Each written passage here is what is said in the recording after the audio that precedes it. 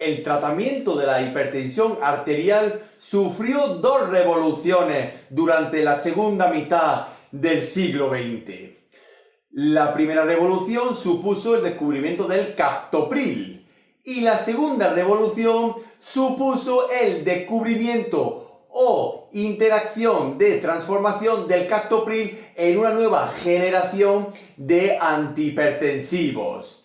Estos antihipertensivos llegaron mediante una línea llamada de dicarboxilatos, siendo el enalapril el primero de ellos, de lo cual derivaron otros más modernos, como por ejemplo el lisinopril o el ramipril.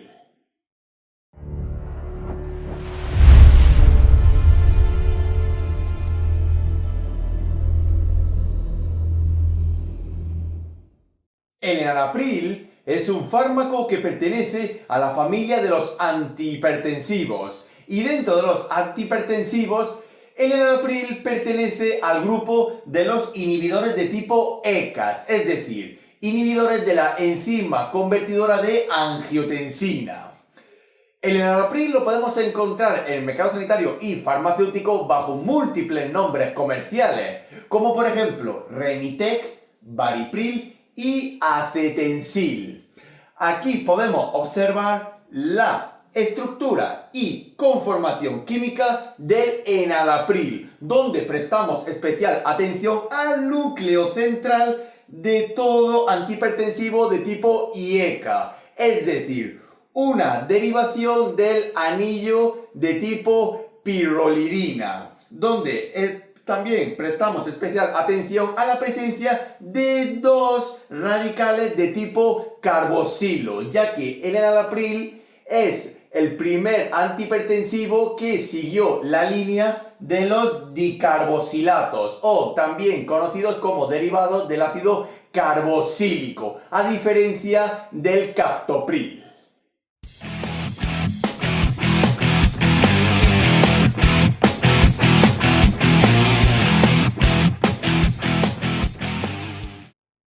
Tratándose de un antihipertensivo, el enalapril está indicado en el tratamiento de la propia hipertensión arterial, independientemente de cuál sea el grado o estadio de la misma. Y también podemos utilizar el enalapril en el tratamiento y profilaxis de las insuficiencias cardíacas, también de tipo congestivas, que sean de tipo sintomáticas. Y también se puede utilizar el enalapril en aquellas disfunciones ventriculares donde la fracción de eyección del ventrículo izquierdo es menor del 35% y que sean asintomáticas.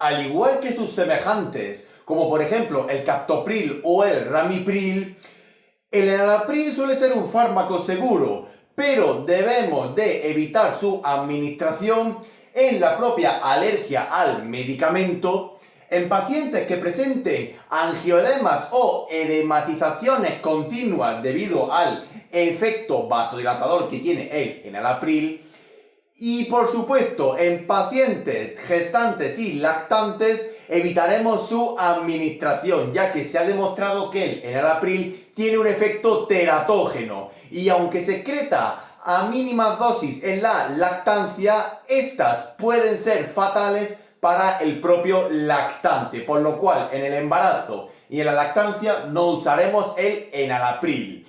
Y también debemos de tener en cuenta ciertas precauciones con el enalapril, por ejemplo, en pacientes geriátricos o de tercera edad, que pueden ser más susceptibles a la acción terapéutica del enalapril o presentar mayor adversidad. Siempre debemos de cuidar a nuestros mayores. Mucho cuidado en las insuficiencias hepáticas y especialmente en las de tipo renales, ya que el enalapril, como todo IECA, interfiere con el sistema renina-angiotensina de los riñones, por lo cual mucho cuidado en pacientes con un alto grado de nefropatía. También deberemos de tener especial precaución en pacientes cardiópatas, como por ejemplo en aquellos que presenten arritmogenias o incluso también estenosis, sea valvular o vascular, lo cual también nos lleva a una precaución en pacientes con arteriopatías, como por ejemplo también las placas de ateroma o arteriosclerosis. También deberemos de tener precaución en pacientes que tengan una predisposición a sufrir episodios trombóticos, como por ejemplo en los ictus y en los accidentes cerebrovasculares. También hay que tener especial precaución con otros colectivos patológicos, como por ejemplo en aquellos que sean de tipo inmunodeprimidos o en la diabetes mellitus.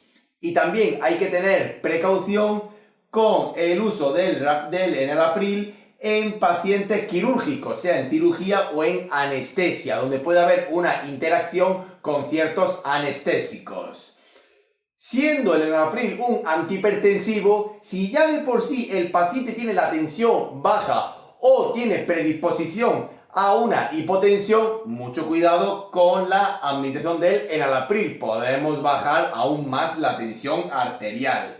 Y en pacientes con un alto grado de nefropatía se suele requerir una monitorización de la función renal, así como también del balance hidroelectrolítico en el mismo.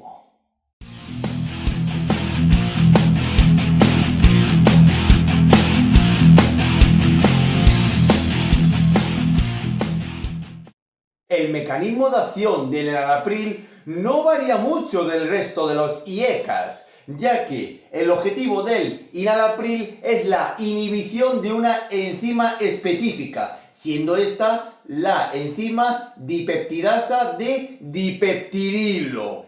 ¿Qué es lo que hace esta enzima? Convertir, o mejor dicho, catalizar el paso de la angiotensina 1 a la angiotensina 2. Al haber una inhibición de esta enzima, no hay una conversión enzimática, es decir, no se produce angiotensina 2. ¿Qué es lo que conlleva ello? Una disminución de la vasopresión. En otras palabras, hay una vasodilatación, una disminución de la tensión arterial generalizada y una disminución de los niveles de la aldosterona.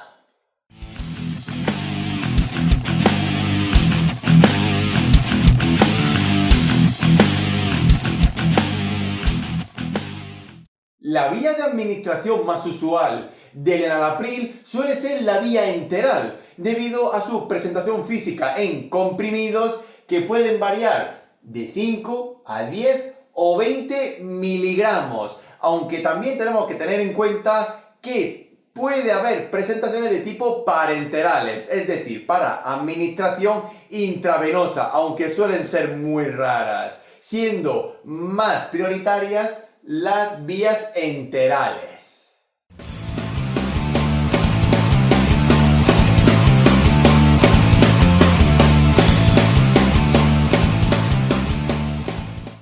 La dosificación más habitual del enalapril suele ser mínima, ya que el enalapril es un fármaco que puede crear tolerancia, es decir, el cuerpo de forma continua va a requerir niveles mayores de enalapril para poder alcanzar el efecto terapéutico del mismo. Si por ejemplo utilizamos el enalapril para el control y tratamiento de la hipertensión arterial, utilizaremos una dosis mínima de inicio de 5 miligramos diarios y si precisa podemos utilizar una dosis de mantenimiento posterior de 20 miligramos diarios, administrando un máximo de 20 a 40 miligramos diarios. Si por el contrario utilizamos el enalapril para el tratamiento y profilaxis de las insuficiencias cardíacas o de pacientes que tengan disfunción ventricular izquierda con una fracción de eyección menor del 35%, utilizaríamos una dosis algo menor, con un inicio de 2,5 miligramos diarios. Si precisa, podemos subir a las 2 o 4 semanas la dosis a un mantenimiento de 20 miligramos diario, administrando un máximo aproximado de 40 miligramos diarios. Y el enalapril ya de por sí no se utiliza en solitario para el tratamiento de estas afecciones, sino que se suele asociar a otros fármacos que tienen una relativa eficacia terapéutica similar, como por ejemplo, el enalapril se suele asociar con diuréticos, con digitálicos o con betabloqueantes.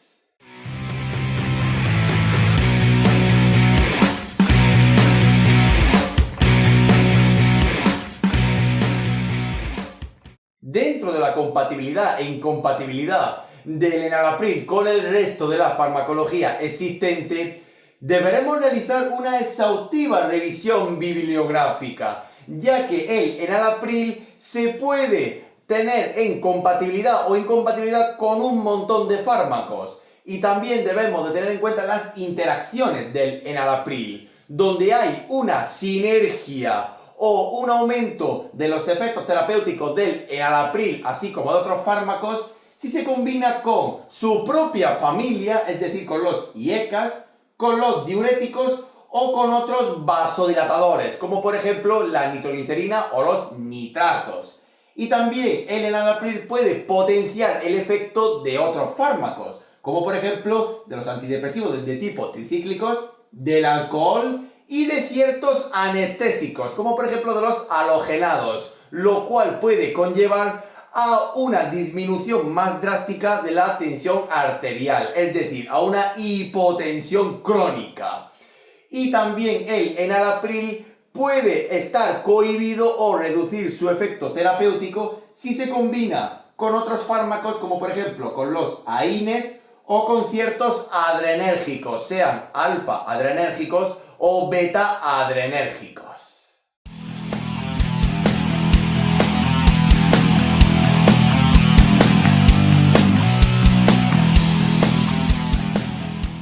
Aun siendo un fármaco bastante seguro dentro de su familia de los IECAs, el enalapril no está exento de presentar efectos adversos, siendo uno de ellos muy común. A nivel neurológico podemos encontrar que el enalapril puede causar cefaleas y mareos, aunque estos suelen estar secundados al principal efecto adverso del enalapril, que es la presencia de hipotensión arterial y la aparición de síncopes.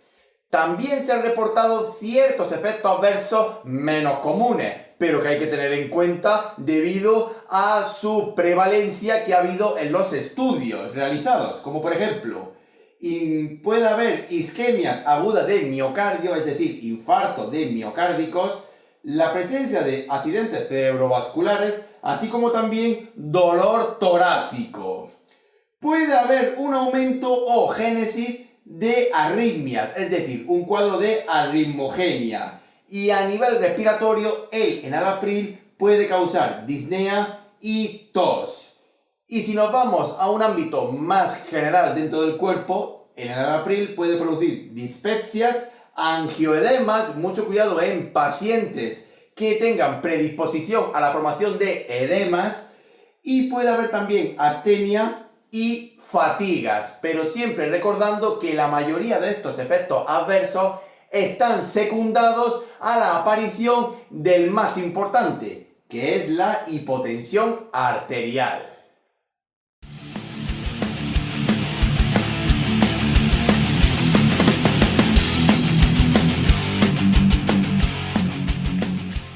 Finalmente, nos queda decir que el enalapril, dentro de los ámbitos de dialización, se ha demostrado que es un fármaco dializable. Se elimina por las técnicas continuas y actuales de reemplazo renal. Y también suele requerir un ajuste de dosis, debido a su interferencia con el sistema renal. En un paciente que tenga poco grado de nefropatía, por ejemplo, un aclaramiento de creatinina menor de 80 ml por minuto, daríamos una dosis aproximada de 5 a 10 miligramos diarios. ¿Que va presentando un alto grado de nefropatía con un aclaramiento de creatinina menor de 30 ml por minuto? Reduciríamos la dosis a 2,5 miligramos diarios. Y si por último el paciente es un gran nefrópata, por ejemplo, con una incremento de creatinina menor de 10 mililitros por minuto, administraríamos una dosis única de 2,5 miligramos durante la diálisis. Y siempre recordar que el principal efecto adverso del enalapril es la hipotensión arterial, del cual deriva el resto de adversidad. Y al igual que casi todos los IECAs, el enalapril también puede crear tolerancia. Hay que ir subiendo poco a poco la dosis debido al acostumbramiento que tiene el organismo al enalapril y suele requerir dosis mayores para el control de la hipertensión arterial. Por eso siempre es mejor comenzar con una dosis mínima e ir subiéndola gradualmente si se requiere.